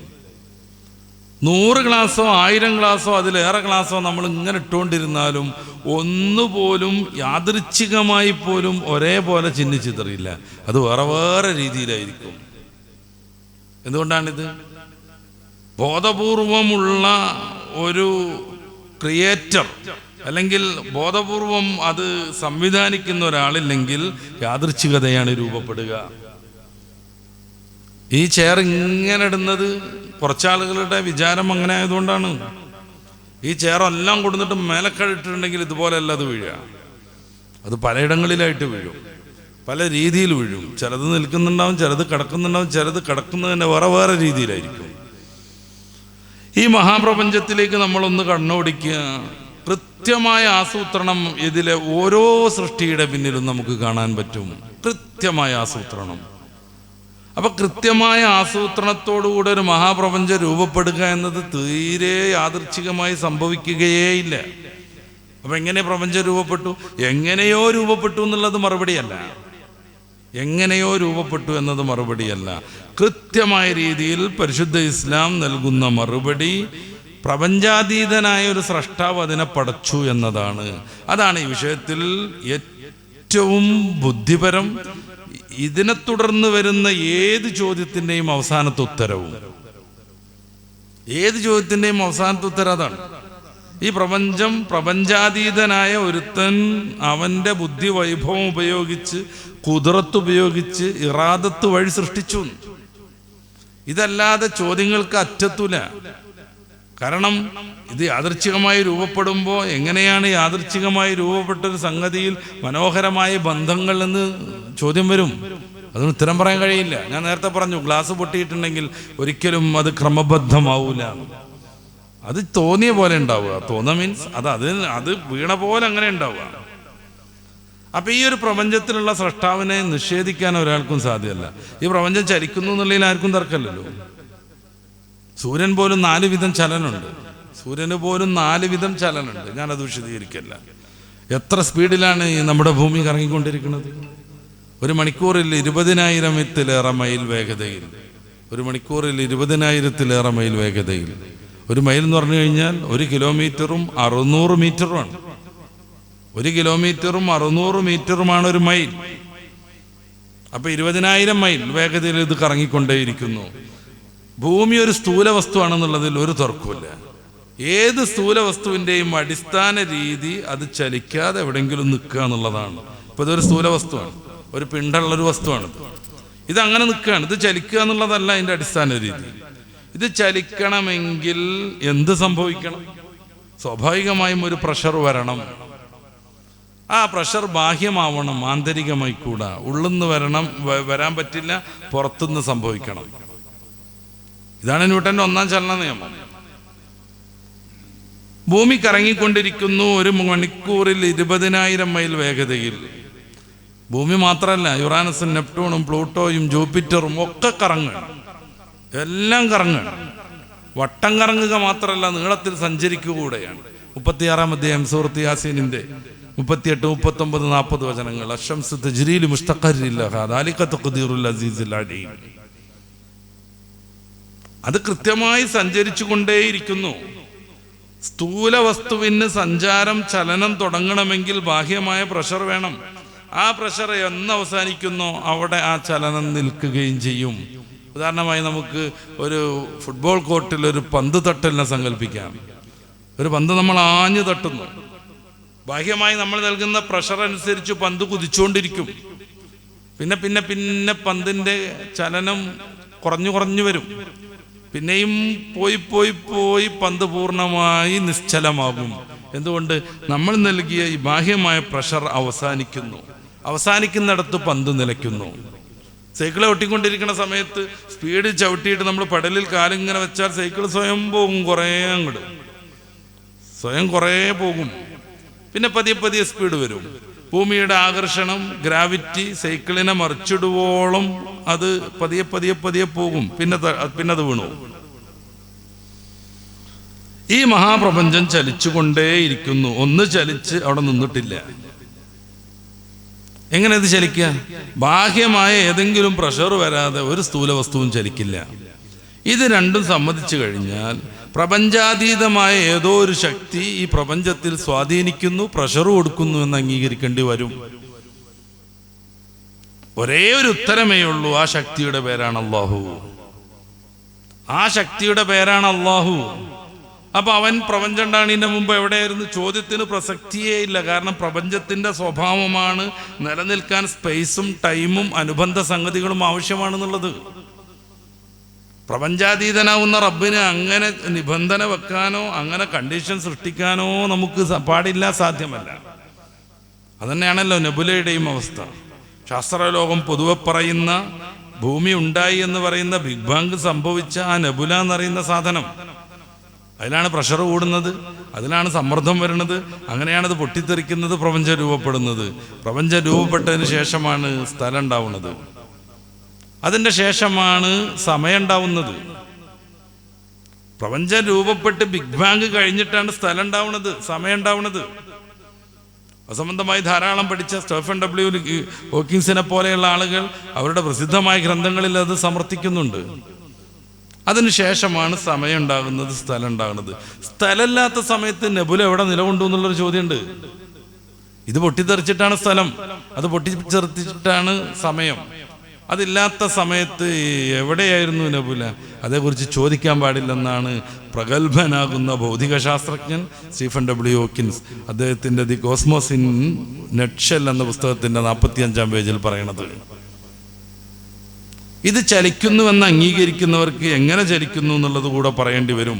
ബാഹ്യമായ പ്രഷർ വന്നു, അതാര് നൽകി? അള്ളാഹു എന്ന് മതം മനോഹരമായി ഉത്തരം നൽകും. ശാസ്ത്രരംഗത്ത് തന്നെ പിടിച്ചു നിൽക്കണം. സയൻറ്റിസം, ശാസ്ത്രം മാത്രമാദം, അതേ അംഗീകരിക്കൂ എന്ന് പറയുന്ന ആളുകൾക്ക് ഉത്തരമില്ല, ശൂന്യമാണ് അവരുടെ മറുപടി. ചലിച്ചങ്ങട് തുടങ്ങല്ല, അത് ചലനം നടന്നുകൊണ്ടേയിരിക്കുന്നു. അതിൻ്റെ പിന്നിൽ പ്രവർത്തിക്കുന്നത് ആരാണ്? അള്ളാഹു. അപ്പൊ ഈ ഒരു സ്രഷ്ടാവിനെ അംഗീകരിക്കാതെ ഒരു മനുഷ്യനും മുന്നോട്ട് പോകാൻ കഴിയില്ല. അവന്റെ ഭൗതികമായ സമസ്യകൾക്ക് ഉത്തരം കിട്ടൂല.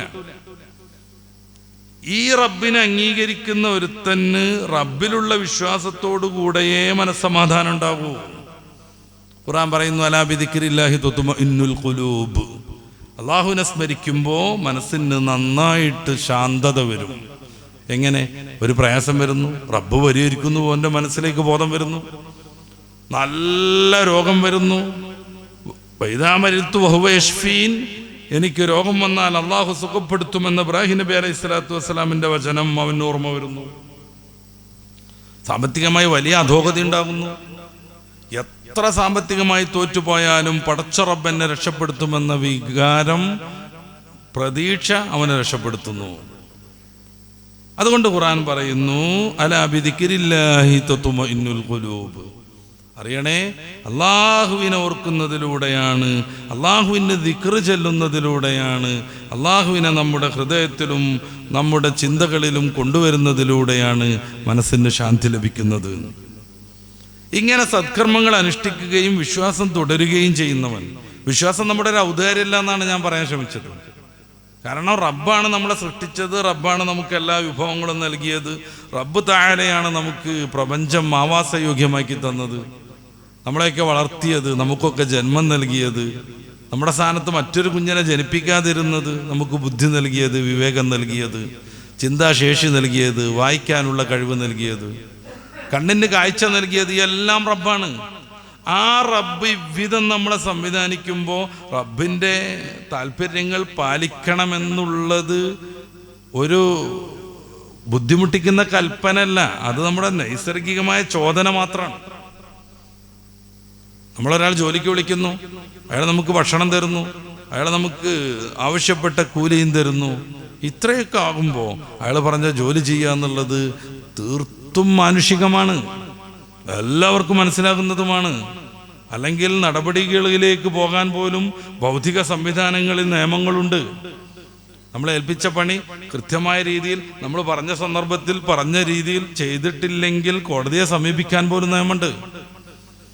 റബ്ബ് തആല നമ്മളെ ഇவ்விധത്തിലേറെ ഭക്ഷണവും നൽകി നമുക്ക് കൂലിയും തന്നു എന്നുള്ളതല്ല, ഞാൻ വിശദീകരിച്ചല്ലോ, കുറേയേറെ ഇനിയും വിശദീകരിക്കാനുണ്ട്.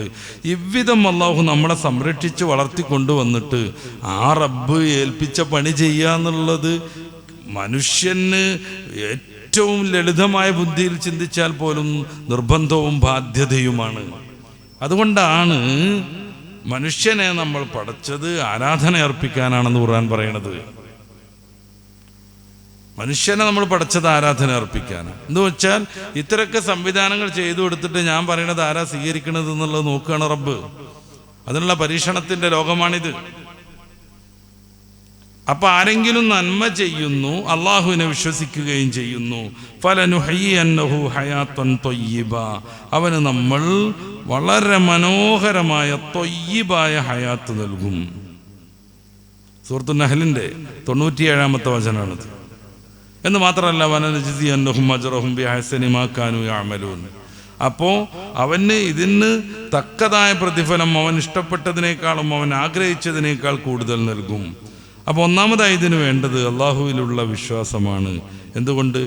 ഈ പ്രപഞ്ചത്തെ സൃഷ്ടിച്ചവനെ കുറിച്ച് പഠിക്കുമ്പോൾ നമുക്ക് വളരെയേറെ സന്തോഷത്തിലേക്ക് എത്താൻ പറ്റുന്നു. അതില്ലാത്ത കാലം നമ്മുടെ ചോദ്യങ്ങൾക്ക് ഉത്തരം കിട്ടാതെയാകുന്നു.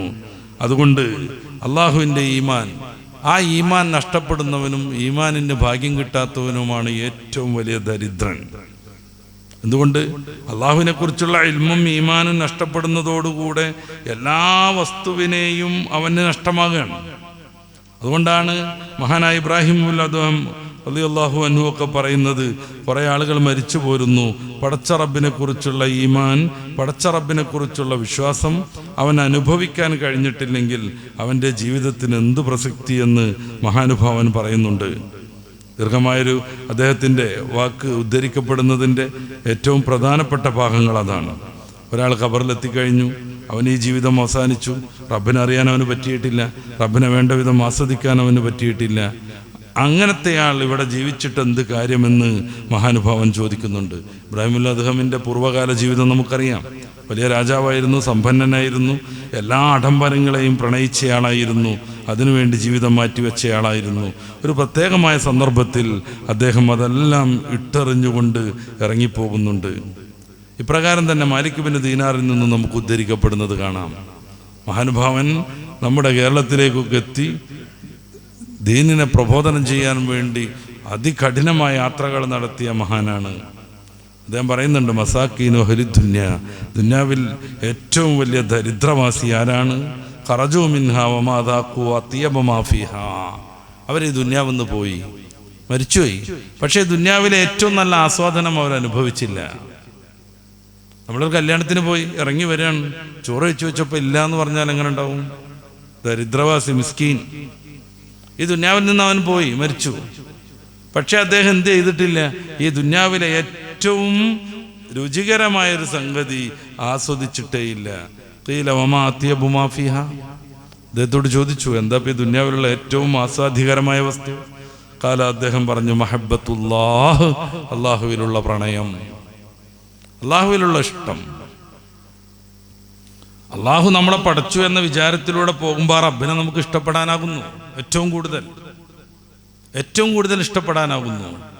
അപ്പൊ ദുന്യാവിൽ നമുക്ക് അനുഭവിക്കാനുള്ള ഏറ്റവും വലിയ കാര്യം ആ റബ്ബിനെ തിരിച്ചറിയുക എന്നതാണ്, റബ്ബിനെ ഇഷ്ടപ്പെടുക എന്നതാണ്. എന്നിട്ട് അദ്ദേഹം പറയുന്നു, വൽഇൻസു ബിഹി, അള്ളാഹുവുമായുള്ള പരിചയമായിട്ട് നടക്കുക, വശൗഖു ഇലാ ലിഖാഇഹി, പടച്ച റബ്ബിനെ ദർശിക്കാനുള്ള ആഗ്രഹം വെച്ച് പുലർത്തുക. കുറെ പൂർവികരൊക്കെ അമല് ചെയ്തത് തന്നെ അതിനായിരുന്നു, സ്വർഗം കിട്ടാനല്ല, വലിയ ശ്രേഷ്ഠതകൾ ലഭിക്കാനല്ല. വമാ മഖ്സൂദുഹും ജന്നാത്തു അദ്ൻ വലാ നൈലുൽ മഖാം. പിന്നെയോ അവര് സിവാ നദറിൽ വജ്ഹിൽ കരീം, അള്ളാഹുവിൻ്റെ വിശുദ്ധമായ ദർശനമായിരുന്നു അവരെ മുന്നോട്ട് നയിക്കാൻ പ്രേരിപ്പിച്ചത്. കാണാതെ ആരാധിക്കുന്ന റബ്ബ്. നമുക്ക് റബ്ബിനെ കാണാനോ തൊടാനോ നേരിട്ട് കേൾക്കാനോ അവസരം കിട്ടിയിട്ടില്ല. പക്ഷേ അള്ളാഹുവിൽ നിന്ന് വന്നു എന്ന് കൃത്യമായി ബോധ്യമുള്ള ഹബീബായ റസൂൽ സല്ലല്ലാഹു അലൈഹി വസല്ലം തങ്ങൾ അള്ളാഹുവിനെ പരിചയപ്പെടുത്തി. അവിടുന്ന് സത്യസന്ധന, ജീവിതത്തിൽ ഒരു ചെറിയ കളവ് പോലും, കളവിൻ്റെ ലാഞ്ചന പോലും ഉണ്ടായിട്ടില്ല. അവിടുന്ന് കൊണ്ടുവന്ന പരിശുദ്ധമായ വേദഗ്രന്ഥം മനുഷ്യന് അസാധ്യമാണ്. അവിടുത്തെ ആദർശങ്ങൾ നിത്യപ്രസക്തമാണ്. ആ റസൂല് നമുക്ക് പരിചയപ്പെടുത്തി തന്ന റബ്ബിനെ കാണാതെ കേൾക്കാതെ തൊട്ടനുഭവിക്കാതെ നമ്മൾ സമ്പൂർണ്ണമായി വിശ്വസിക്കുന്നു. ആരാധനകളൊക്കെ നടത്തുന്നത് എന്തിനാണ്? ആ ഒരു റബ്ബിനെ ഒന്ന് കാണണം. വിശ്വാസികൾ സ്വർഗത്തിൽ പലജാതി അനുഭൂതികൾ ആസ്വദിച്ചുകൊണ്ടേയിരിക്കും. എത്രേ അസമയം മലിക്കുൽ ജബ്ബാറായ അല്ലാഹു ഇദാ പ്രത്യക്ഷനാകുന്നു എന്ന് പ്രത്യേകമായൊരു വിളിയാളം വരും. എല്ലാവരും അവരുടെ ശ്രദ്ധ പിന്നീട് അങ്ങോട്ടാക്കും.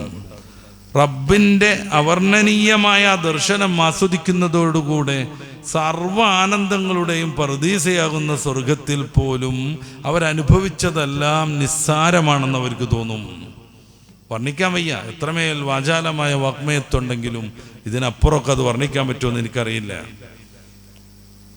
അതൊരു പ്രത്യേകമായ അനുഭൂതിയാണ്, ചാരിതാർത്ഥത്തിൻ്റെ മൂർത്ത രൂപമാണ്. അതുകൊണ്ടാണ് സ്വർഗം നിഅമത്തുകളുടെ പറുദീസയാണ്. അവിടെ ലഭ്യമല്ലാത്തതൊന്നുമില്ല. അത്തരം സ്വർഗത്തിൽ പോലും അതുവരെ അനുഭവിച്ചത് നിസ്സാരമാണെന്ന് മനുഷ്യന് തോന്നും. കഅബയെ കാണുമ്പോഴൊക്കെ ഉള്ളൊരു അനുഭൂതി ഉണ്ടല്ലോ. ഇതുവരെ നിസ്കരിച്ചത് അങ്ങോട്ട് തിരിഞ്ഞിട്ടാണ്. ഇതുവരെ ബഹുമാനപൂർവം ഒന്ന് തുപ്പുക പോലും ചെയ്യാത്തത് കഅബയുടെ നേരെയാണ്. അങ്ങനെ സ്നേഹിച്ച് വിശ്വസിച്ച് തിരിഞ്ഞു നിസ്കരിക്കുന്ന ആ ഒരു മഹാകെട്ടിടം ജീവിതത്തിൽ ആദ്യമായി കാണുന്ന വിശ്വാസിയുടെ മനസ്സിന് വരുന്ന ഒരു അനുഭൂതിയുണ്ട്, വർണ്ണിക്കാൻ പ്രയാസമാണ്. ആ ഒരു നിമിഷത്തിൽ അവനല്ലാതായിത്തീരുന്നു, റബ്ബിലേക്ക് അങ്ങോട്ട് അടുക്കുന്നു. ആ സമയത്ത് അവൻ പ്രാർത്ഥിക്കുന്നതിന് ഉത്തരം കിട്ടുന്നു. ചിലപ്പോഴൊക്കെ അങ്ങനത്തെ ഒരു അവസ്ഥ ഉണ്ടാവും. ഹദീസിൽ നമുക്ക് കാണാൻ പറ്റും. ഒരു യാത്രികൻ യാത്രാമധ്യേ ഇത്തിരി വിശ്രമിക്കാമെന്ന് കരുതിയിട്ട് നിഴലുള്ളൊരു മരത്തിൻ്റെ ചുവട്ടിൽ വാഹനത്തിലെ സാധനങ്ങളൊക്കെ ഇറക്കി വെച്ചിട്ട് തൻ്റെ ഒട്ടകത്തെ അവിടെ കെട്ടിയിട്ടിട്ട് അയാൾ വിശ്രമിക്കാനിരിക്കുന്നു. ഉറങ്ങിപ്പോയി. കുറച്ച് കഴിഞ്ഞ് എഴുന്നേൽക്കുമ്പോൾ വല്ലാത്തൊരു ദുഃഖം. അയാളുടെ വാഹനം കാണാനില്ല, ഒട്ടകം കാണാനില്ല. പരിസരത്തൊക്കെ കണ്ണെത്താത്ത ദൂരത്ത് കത്തിജ്വലിക്കുന്ന സൂര്യനിൽ തിളച്ചു നിൽക്കുന്ന മരുഭൂമി മാത്രം. ഒരടി മുന്നോട്ട് പോകാൻ പറ്റില്ല, ഒരടി മുന്നോട്ട് പോകാൻ പറ്റില്ല. അയാൾ ഇങ്ങനെ ചുറ്റുഭാഗവും നോക്കി, അനന്തമായ മരുഭൂമി മാത്രം. എങ്ങോട്ട് പോകും? ഉണങ്ങി മരിച്ചുവും, വെള്ളം കിട്ടാതെ ബുദ്ധിമുട്ടും. തൻ്റെ വെള്ളം, മറ്റ് പ്രധാനപ്പെട്ട സംഗതികളെല്ലാം വാഹനപ്പുറത്താണ്. അത് സഹിതം വാഹനം നഷ്ടപ്പെട്ടിരിക്കുന്നു. ദുഃഖിച്ചു അയാൾ, സങ്കടപ്പെട്ടു അയാൾ, മക്കളെ ഓർത്തു അയാൾ, ഭാര്യയെ ഓർത്തു അയാൾ. ഇനി ഒരിക്കലും മടങ്ങാൻ കഴിയാതെ ഈ മരുഭൂമിയിൽ വരണ്ടു മരിക്കാനാണല്ലോ എൻ്റെ യോഗമെന്ന് അയാൾ തീരുമാനിച്ചു. ടെൻഷൻ അടിച്ചിരുന്നു. ഏത് നിമിഷവും മരിക്കേണ്ടി വരും. ആ ഒരു മരണത്തെ ഇങ്ങനെ കണ്ണിൽ കണ്ടുകൊണ്ട് അയാൾ ഇരിക്കുമ്പോൾ ഒന്ന് കണ്ണ് മയങ്ങിപ്പോയി, ഇത്തിരി നേരം ഉറങ്ങിപ്പോയി. കണ്ണ് തുറന്നു നോക്കുമ്പോൾ അയാളുടെ എല്ലാ സാധനങ്ങളും സാമഗ്രികളുമായി ഒട്ടകം മുന്നിൽ നിൽക്കുന്നു. ആ മനുഷ്യന് എന്തൊരു സന്തോഷം ഉണ്ടാകും. അല്ലാഹുവിൻ്റെ റസൂൽ ചോദിക്കുകയാണ്. ആ ഒരു ആവേശത്തിൽ മൂപ്പര് പറഞ്ഞുപോയി, പടച്ചോനെ നീ എൻ്റെ അബുദാണ് എന്നൊക്കെ പറഞ്ഞുപോയി മൂപ്പര്. ശരിക്കും പറയേണ്ടത്, പടച്ചോനെ ഞാൻ നിന്റെ അബുദാണ്, നീ എന്നെ ഒരിക്കലും ഉപേക്ഷിച്ചില്ലല്ലോ എന്നാണ്. ആവേശം മൂത്ത അങ്ങനെ പറഞ്ഞുപോയി മൂപ്പർ. തൗബ ചെയ്ത് രക്ഷപ്പെടുന്ന വിശ്വാസിയെ അല്ലാഹുവിൻ്റെ റസൂൽ ഉപമിച്ചതാണിത്. ഇങ്ങനെയുള്ള ചില സന്ദർഭങ്ങൾ നമ്മുടെ ജീവിതത്തിൽ വരും. റബ്ബിൽ വിലയം പ്രാപിക്കുന്ന മഹാന്മാർ അത് ദുനിയാവിൽ തന്നെ കുറേയേറെ അനുഭവിച്ചു. ഈ സൂക്തം വിശദീകരിച്ചുകൊണ്ട് ഇബ്നു കസീർ പറയുന്നുണ്ട്, വൽ ഹയാത്തു ത്വയ്യിബ തശ്മിലു വജൂഹർ റാഹ മിൻ അയ്യി ജിഹത്തിൻ കാന. ഏത് വിധേനയുള്ള സന്തോഷത്തിൻ്റെ മാർഗങ്ങളെയും ഈ അൽ ഹയാത്തു ത്വയ്യിബ ഉൾക്കൊള്ളുന്നു. ഏത് രീതിയിലുള്ള സന്തോഷത്തിൻ്റെ മാർഗം? സാമ്പത്തികമാവാം, ആശയപരമാവാം, സന്താന സൗഭാഗ്യം വഴിയാവാം, ആരോഗ്യം കൊണ്ടാവാം. സന്തോഷം കിട്ടുന്ന ഏത് മാർഗത്തെയും ഈ ഒരു വാക്ക്, ഈ ഒരു ഹയാത്തുൻ തയ്യിബ് ഉൾക്കൊള്ളുന്നു. അപ്പൊ സദ്വൃത്തി വേണം, അതോടൊപ്പം റബ്ബിനെ സമ്പൂർണമാം രീതിയിൽ വിശ്വസിക്കുകയും വേണം. ഇങ്ങനെ മുന്നോട്ട് പോകുന്നവർക്ക് വിശുദ്ധമായ ജീവിതം അനുഭവിക്കാൻ കഴിയും. അവർ മരണപ്പെടുന്ന സന്ദർഭത്തിൽ മാലാഖമാരെത്തും. വിശുദ്ധ ഖുർആൻ തന്നെ സൂറത്ത് ഫുസ്സിലത്തിലെ 30 മുതലുള്ള വാക്യങ്ങളിൽ അത് പറയുന്നുണ്ട്. ഇന്നല്ലദീന ഖാലു റബ്ബുനല്ലാഹ് സുമ്മസ്തഖാമു തതനസ്സലു അലൈഹിമുൽ മലായിക അല്ലാ തഖാഫു വലാ തഹ്സനു അബ്ശിറു ബിൽ ജന്നത്തില്ലത്തി കുൻതും തുഅദൂൻ. മനുഷ്യനെ ഏറ്റവും സന്തോഷകരമായ വാർത്ത പറയുന്നു മാലാഖമാർ. ഇന്നല്ലദീന ഖാലു റബ്ബുനല്ലാഹ്, അല്ലാഹു ആണെന്ന് ഉറക്കെ പ്രഖ്യാപിക്കുന്നു. നമ്മുടെ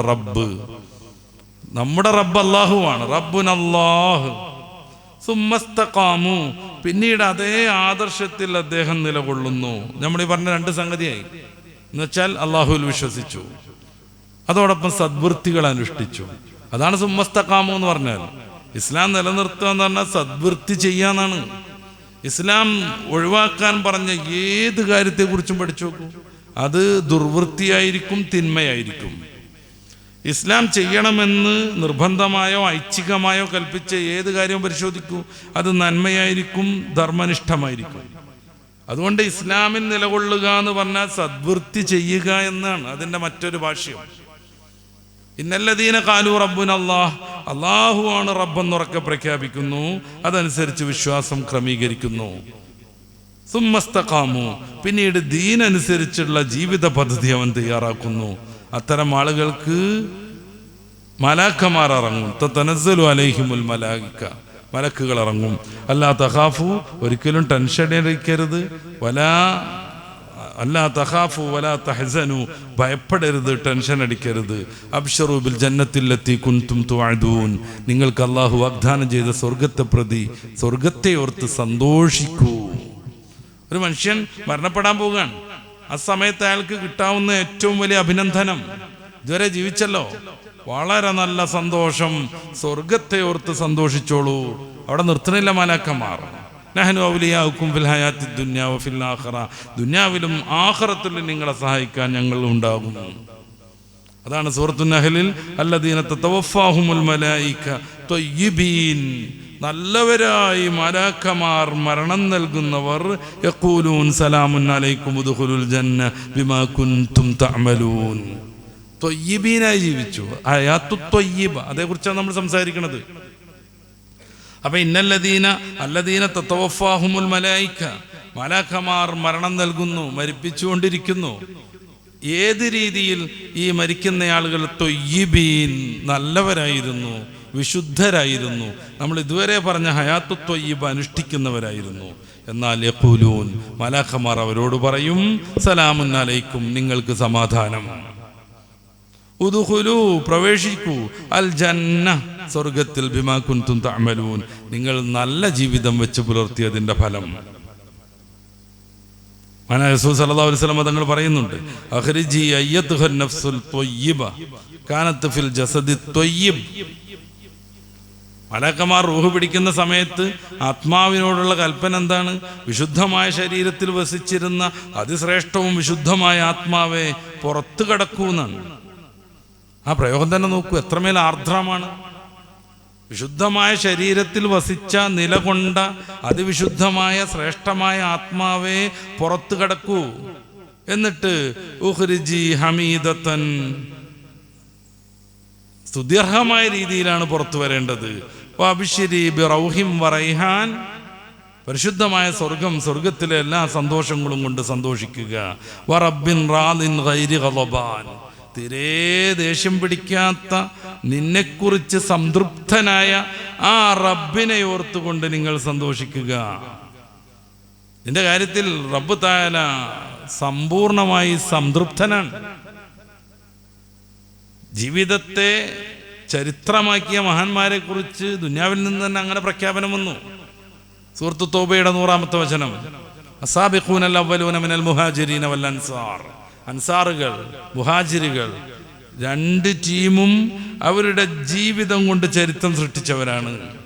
പരിശുദ്ധ ഇസ്ലാമിന്റെ കാവൽഭടന്മാർ, ഇസ്ലാമിന്റെ അനുഭൂതി തിരുദൂതർ സല്ലല്ലാഹു അലൈഹി വസല്ലം തങ്ങളിൽ നിന്ന് ആസ്വദിക്കാൻ ഭാഗ്യം കിട്ടിയവർ. അവരെ കുറിച്ച് ഖുർആൻ എന്ത് പറഞ്ഞു? റളിയല്ലാഹു അൻഹും, അവർ അല്ലാഹുവിനെ കുറിച്ച് സംതൃപ്തരാണ്. വറളൂ അൻഹു, റളിയല്ലാഹു അൻഹും, അല്ലാഹു അവരെ പ്രതി സംതൃപ്തനാണ്. വറളൂ അൻഹും, അവർ അല്ലാഹുവിനെ കുറിച്ചും സംതൃപ്തരാണ്. ഈ ആത്മാക്കളോടാണ് പറയുന്നത്, സന്തോഷിച്ചോളൂ, റൂഹും റൈഹാൻ വരുന്നു. വറബ്ബിൻ റാദിൻ ഗൈരി ഗളബാൻ, തീരെ നിങ്ങളെക്കുറിച്ച് ദേഷ്യമില്ലാത്ത, ശിക്ഷക്കൊരുങ്ങാത്ത റബ്ബിനെ ഓർത്ത് നിങ്ങൾ സന്തോഷിച്ചോളൂ. അവിടെ നിൽക്കുന്നില്ല, അവരുടെ സത്കർമ്മങ്ങൾ ഖബറിലേക്ക് എത്തുമെത്രേ. നല്ല മനോഹര മുഖമുള്ള, നല്ല വസ്ത്രം ധരിച്ച, നല്ല ആസ്വാദികരമായ സുഗന്ധങ്ങൾ ഉപയോഗിച്ച ഒരു പുരുഷന്റെ രൂപത്തിൽ സത്കർമ്മങ്ങൾ എത്തുകയാണ്. സത്കർമ്മങ്ങൾ എത്തുമ്പോൾ വരണ്ടിട്ടല്ല, നമുക്ക് വിഷമം വരും വിധത്തിലല്ല, നല്ല സൗന്ദര്യമുള്ള, അതോടൊപ്പം നല്ല വൃത്തിയുള്ള ഡ്രസ്സ് ധരിച്ച, നല്ല സുഗന്ധം പൂശിയ ഒരു മനുഷ്യന്റെ രൂപത്തിൽ അവരുടെ അമലുകൾ ഖബറിലേക്കെത്തും. എന്നിട്ട് ഈ അമൽ അവരോട് പറയും, അബ്ശിർ ബില്ലദീ യസുറുക ഹാദാ യൗമുക്കല്ലദീ കുൻത തുഅദ്. സന്തോഷിച്ചോളൂ, നിങ്ങൾക്ക് ഏറ്റവും ഇഷ്ടം തോന്നുന്ന കാര്യങ്ങളൊക്കെ ഓർത്തിട്ട്, ഇത് താങ്കൾക്ക് വാഗ്ദാനം ചെയ്ത ദിവസമാണ്. ഫയഖൂലു ലഹു മൻ അൻത് ഫവജ്ഹുക അൽ വജ്ഹു യജീഉ ബിൽ ഖൈർ. അപ്പോൾ ഈ ഖബറാളി ചോദിക്കും, നീ ആരാ? നിന്റെ മുഖം സന്തോഷം കൊണ്ടുവരുന്നല്ലോ, നിന്റെ രീതി കാണുമ്പോൾ നല്ല ആനന്ദം തോന്നുന്നുവല്ലോ. അസമയത്ത് ഈ രൂപം പറയുമത്രേ, അനഅമലുക സ്വാലിഹ്, നീ അനുഷ്ഠിച്ച സദ്കർമ്മങ്ങളാകുന്നു ഞാൻ, നീ അനുഷ്ഠിച്ച സദ്കർമ്മങ്ങളാകുന്നു ഞാൻ എന്ന് ഈ രൂപം പറയുമെന്ന് ഹദീസിൽ നമുക്ക് കാണാൻ പറ്റും. അതുകൊണ്ട് വിശ്വാസിയെ സംബന്ധിച്ചിടത്തോളം ഈ ജീവിതം ആഖിറത്തിലേക്കുള്ള മുന്നുപാധിയാണ്. ആ ഒരു ലക്ഷ്യത്തോടുകൂടെയേ അവൻ്റെ ജീവിതത്തിൽ ഏത് നിമിഷത്തെയും അവൻ ചെലവഴിക്കുള്ളൂ. അതുകൊണ്ട് മതം വിലക്കിയ ഒരു സംഗതിയിലേക്കും അവൻ ആത്മാർത്ഥമായി പോകില്ല. നേരെ മറിച്ച് മതം കൽപ്പിച്ച എല്ലാ കാര്യത്തെയും അവൻ പൂർണ്ണമായ രീതിയിൽ ഉൾക്കൊള്ളുക തന്നെ ചെയ്യും. ഇതിന് വിരുദ്ധമായി ഈ ജീവിതമാണ് എല്ലാം എന്ന് വിചാരിക്കുന്ന ആളുകളെ ഖുർആൻ താക്കീത് ചെയ്യുന്നു. ഈ ജീവിതം നിസ്സാരമാണ്, നിന്ദ്യമാണ്, വളരെ ലളിതമാണ്, വളരെ കുറഞ്ഞതാണ്, ഏതാനും കാലത്തേക്ക് മാത്രമുള്ള വിഭവങ്ങളാണ്. പല രീതിയിൽ ഖുർആൻ അത് പറയുന്നത്. അപ്പൊ അതിനുവേണ്ടി മാത്രം ജീവിക്കുക എന്ന് പറഞ്ഞാൽ ഇതോടുകൂടെ തീരുക എന്നുള്ളതാണ്. ഞാൻ നേരത്തെ പറഞ്ഞു, സ്വർഗത്തെയും പരലോകത്തെയും അള്ളാഹുവിനെയും ഒന്നും അംഗീകരിക്കാത്ത ഒരാൾക്ക് ഇവിടെ വെച്ച് തന്നെ എല്ലാ ഏർപ്പാടും തീർന്നു പോകുന്നു. അതങ്ങനെയേ വരൂ. കാരണം ഇതിനപ്പുറം അവനൊരു പ്രതീക്ഷയല്ല, എന്തെങ്കിലും സംഭവിക്കുമെന്ന് അവനൊരു വിചാരമല്ല. അവൻ ഈ ജീവിതത്തിന് വേണ്ടി മാത്രം ജീവിച്ചു തീർക്കുന്നു, ഇതിനെ മാത്രം അവൻ പരിഗണിക്കുന്നു.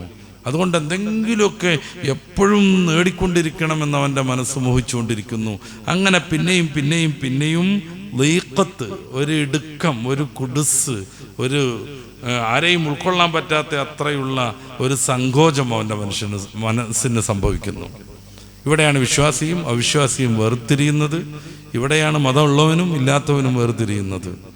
അതുകൊണ്ടാണ് മതവിശ്വാസികൾക്ക് ജീവിതം എത്രയും മനോഹരമായി തോന്നുന്നത്. ഇങ്ങനെ ത്വയ്യിബത്തായ ജീവിതം അള്ളാഹു നൽകുമ്പോൾ പരീക്ഷണം ഉണ്ടാവില്ല എന്നല്ല, അത് വേറെ രീതിയിൽ സംഭവിക്കും. അതും അവൻ്റെ പരലോകത്തെ ത്വയ്യിബായ ജീവിതത്തിന് വേണ്ടിയുള്ളതാകുന്നു. അതും അവൻ്റെ പരലോകത്തെ ത്വയ്യിബായ ജീവിതത്തിന് വേണ്ടിയുള്ളതാകുന്നു. ഏറ്റവും വിശുദ്ധരായ മഹാന്മാരായ ഇന്ന് പ്രവാചകന്മാർ, ഏറ്റവും ത്വയ്യിബായ ജീവിതം അവർക്കായിരുന്നു. ഏറ്റവും ദീനിനോട് കൂറുപുലർത്തിയതും അവർ തന്നെയായിരുന്നു. പക്ഷെ പരീക്ഷണങ്ങൾ നിരന്തരം ഉണ്ടായി. അത് വേറൊരു രീതി, അത് വേറൊരു രീതി. ഈ ദുന്യാവിൽ മാത്രമല്ല ത്വയ്യിബായ ജീവിതം വേണ്ടത്. പല നുഹിയന്നഹുമായാത്വം ത്വയ്യിബ, അത് പരലോകത്താണ്. അതിന് ഇവിടെയുള്ള പരീക്ഷണങ്ങളെ എങ്ങനെയൊക്കെ നമ്മൾ നേരിടണം എന്നതുകൂടെ പഠിക്കേണ്ടതുണ്ട്. അപ്പോൾ ദുന്യാവിൻ്റെ ത്വയ്യിബായ ജീവിതം എന്ന് പറഞ്ഞാൽ എന്താണ്? ഈ ആരാധനയിലുള്ള നല്ല മാധുര്യം കാണലാന്ന് ചില പണ്ഡിതന്മാർ പഠിപ്പിക്കുന്നു. മറ്റു ചില ആളുകളോ അള്ളാഹുവിൻ്റെ തീരുമാനങ്ങളിൽ റിളയുണ്ടാവലാണെന്ന് പഠിപ്പിക്കുന്നു. അപ്പം അള്ളാഹു രോഗം തരാനാണ് തീരുമാനിച്ചെങ്കിൽ അതുപോലും സംതൃപ്തിയോടുകൂടെ സ്വീകരിക്കും. കാരണം രോഗമില്ലായ്മ അവകാശപ്പെടാൻ ഞാനായിട്ടൊന്നും ചെയ്തിട്ടില്ല. അള്ളാഹുവാണ് ഈ നമ്മളെ പടച്ചത്, എല്ലാം ചെയ്തത്. അപ്പോൾ രോഗമില്ലാത്തൊരവസ്ഥ എനിക്ക് സ്ഥിരമായിട്ടുണ്ടാവണമെന്ന് അവകാശപ്പെടാൻ എൻ്റെ കയ്യിൽ അതിനൊരു കാരണമില്ല. അപ്പം ഖദറുകളിലുള്ള വിശ്വാസം, നന്മയാണെങ്കിലും തിന്മയാണെങ്കിലും അത് റബ്ബിൽ നിന്നാണെന്ന ബോധം. അപ്രകാരം തന്നെ ചില ആളുകൾ പറഞ്ഞത് ഹലാലാം ത്വയ്യിബുമായ റിസ്ക് ലഭിക്കുക എന്നുള്ളതാണ്. വേറെ കുറേ ആളുകൾ അള്ളാഹുവിനോടുള്ള അടുപ്പം നേടിയിട്ടുള്ള സന്തോഷം, നസീമും മിൻ ഖുറുബില്ലാഹി, അള്ളാഹുവിനോടുള്ള അടുപ്പം നേടിയിട്ടുള്ള സന്തോഷം എന്ന് പറയുന്നു. ഇതൊക്കെ ഏകദേശം ഒന്നാണെന്ന് നമുക്കറിയാം. വിദ്വേഷമില്ലാതെ, വിഷമമില്ലാതെ, പ്രയാസമില്ലാതെ ജീവിക്കുക, ആഖിറത്തിൽ എല്ലാ സന്തോഷങ്ങളുമുള്ള സ്വർഗത്തിൽ ഒരുമിച്ച് കൂടുക, ഇതാണ് ഇതിൻ്റെയൊക്കെ ആകത്തുക. അതുകൊണ്ട് ആരോടും ഈർഷ്യതയും വിദ്വേഷമില്ലാതെ ജീവിക്കാൻ നമുക്ക് കഴിയണം. സയ്യിദ് റളിയല്ലാഹു അൻഹു സ്വർഗം കയറിയത് അതുകൊണ്ടാണെന്ന് റസൂൽ വിശദീകരിച്ചിട്ടുണ്ട്. യുദ്ധങ്ങൾ നടക്കുന്നു, പ്രശ്നങ്ങൾ നടക്കുന്നു, വർഗീയ കലാപങ്ങൾ ഉണ്ടാകുന്നു. എല്ലാ സന്ദർഭത്തിലും എല്ലാവരെയും ഉൾക്കൊള്ളാനും സ്നേഹിക്കാനുമുള്ള മനസ്സിലേക്ക് നമുക്ക് ഉയരണം. വിദ്വേഷങ്ങളെക്കാൾ വിവേകമാണ് നമുക്ക് വേണ്ടത്, അതിക്രമങ്ങളെക്കാൾ സഹനമാണ് നമുക്ക് വേണ്ടത്. അങ്ങനെ ജീവിക്കുമ്പോൾ ഞാൻ പറയാൻ ശ്രമിച്ചതുപോലെ ഏറ്റവും വിശുദ്ധമായ, ആനന്ദപൂർണമായ, സന്തോഷകരമായ ജീവിതം നമുക്കുണ്ടാകും. അള്ളാഹു അനുഗ്രഹിക്കുമാറാവട്ടെ. കൂടുതൽ കാലം അള്ളാഹുവിൻ്റെ ദീനിൻ്റെ ഖിദ്മത്തിലായി ജീവിക്കാൻ നമുക്കും മാതാപിതാക്കൾക്കും ഉസ്താദുമാർക്കും നമ്മളെ സ്നേഹിക്കുന്നവർക്കും സഹായിക്കുന്നവർക്കും ദീനീ സംരംഭങ്ങളിലും പ്രസ്ഥാനങ്ങളിലും സജീവമായി പ്രവർത്തിക്കുന്നവർക്കും പടച്ച റബ്ബ് തൗഫീഖ് നൽകുമാറാവട്ടെ. റബ്ബനാ ആതിനാ ഫിദ്ദുനിയ ഹസന വഫിൽ ആഖിറതി ഹസനതൻ വഖിനാ അദാബന്നാർ.